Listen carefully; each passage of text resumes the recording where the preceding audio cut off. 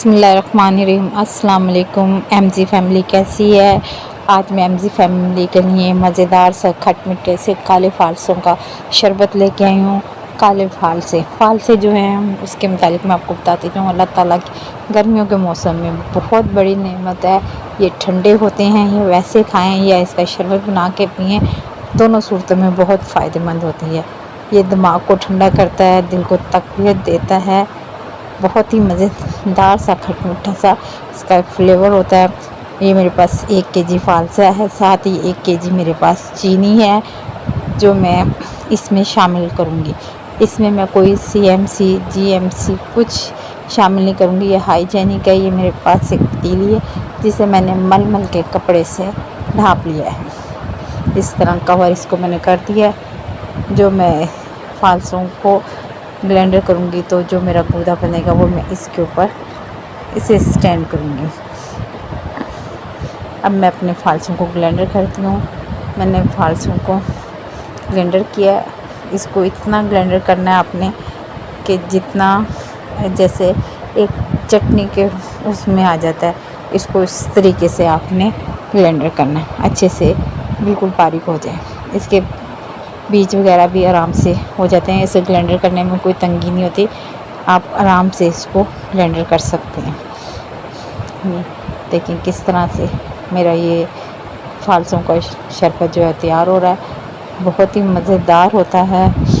اس میں گرمیوں میں خاص طور پہ جب لویں چل رہی ہوتی ہیں تب ان دنوں میں ہاتھوں میں جلن بھی ہونے لگتی ہے، پیروں میں سیکیں نکلنے لگ جاتی ہیں، تو اس کے لیے یہ شربت تو اللہ تعالیٰ کی ایک بہت بڑی نعمت ہے۔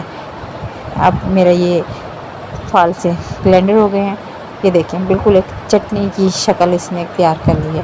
اب میں اسے جو میں نے کپڑا مل کا پتیلی پہ کور کیا تھا اس کے اوپر ڈال دوں گی۔ اس کا سارا عرق جو ہے وہ نیچے سٹین ہو کر نیچے چلا جائے گا۔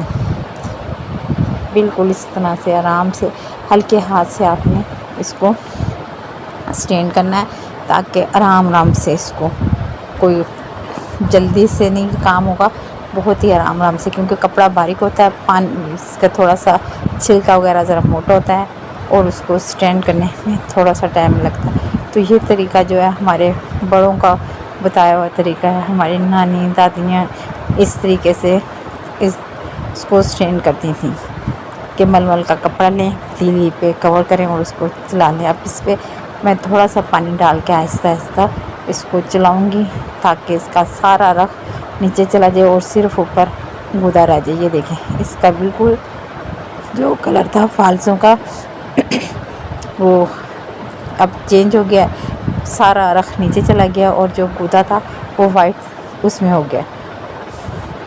ہمارے فالسوں کا شربت مکمل طور پہ تیار ہے۔ یہ دیکھیں بہترین سی شکل بن گئی ہے اس کی، اس کو دیکھتے ہی دل کرتا ہے کہ ڈھیر سارا پی لیں۔ جب آپ یہ بنائیں گے اپنے گھر میں سب کو پلائیں گے تو سب سے تعریف پائیں گے، اور گھر میں اگر آپ کے مہمان آ جائیں تو بنا کے یہ رکھ لیں اور ان کو سرونگ کریں تو وہ بھی کہیں گے کہ جب ہم اگلی بار آئیں تو ہمیں یہی شربت دیا جائے۔ یہ شربت بنائیں اور پورے گھر سے تعریف پائیں۔ یہ ہمارا شربت مکمل تیار ہے، اس میں کوئی CMC GMC میں نے استعمال بالکل نہیں کی ہے، یہ ہائیجینک ہے، قدرتی اس سے میں نے بنایا ہے، آپ کے سامنے بالکل رکھ کے بنایا ہے، کوئی ایسی چیز اس میں نے شامل نہیں کی جو صحت کو نقصان پہنچائے۔ اس طرح کی چیزیں آپ گھر میں بنا کے رکھیں اور اپنے بچوں کی صحت کا، اپنے بہن بھائیوں کی، والدین کی، دوستوں کی، رشتہ داروں کی صحت کا خیال رکھتے ہوئے یہ چیزیں گھر میں بنا کر سیو کر لیں تاکہ جب وہ لوگ آئیں تو آپ ان کو پلائیں۔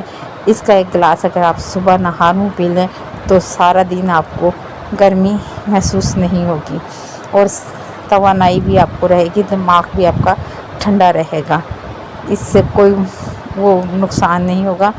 بہت ہی مزیدار سا یہ شربت ہے۔ اس کو میں نے بوتلوں میں بھی سیو کر لیا ہے۔ میرے پاس میں آپ کو بتاتی ہوں، یہ بوتلیں میرے پاس 7 اپ، مرنڈا اور اسپرائٹ کی بوتلیں خالی تھیں، ان کو میں نے دھو کے سیو کر لیا تھا۔ اب میں نے یہ شربت اس میں بھر لیا ہے۔ آپ بھی اپنے گھر میں جو آپ کے گھر میں بوتلیں آتی ہیں اسپرائٹ کی، 7 اپ وغیرہ کی، ان کو دھو کے سیو کر لیا کریں اور ان کاموں میں آتا ہے۔ آپ ان کو اس طرح سے بوتلوں میں بھر کے فریزر بھی کر لیں، جیسے کوئی مہمان آئے جھٹ پٹ نکالیں اور ان کو یہ شربت نوش کریں۔ اگر آپ کو میری یہ ریسیپی پسند آئی ہے، لائک کریں، شیئر کریں، دعاؤں میں یاد رکھیں۔ اللہ حافظ۔